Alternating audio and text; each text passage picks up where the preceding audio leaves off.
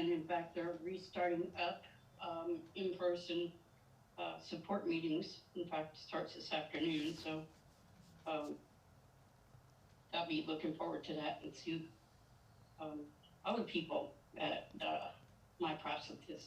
That is so important. When I had my leg removed, nobody around me had their leg removed. I was the only one, and people would say to me, "What's it like? What's it like?"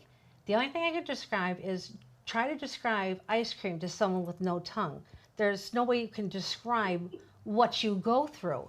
You know, your struggles that you have every day. You wish that you had other people to talk to, and that's why I'm so glad that we have our step up classes that we meet every month on Wednesdays, and I can talk to other people who have had their leg removed or just other people like myself. And that's very important. I mean, not that my husband and my mother and my kids are not fantastic, they are, but it's different talking to somebody who has, walked in my shoes.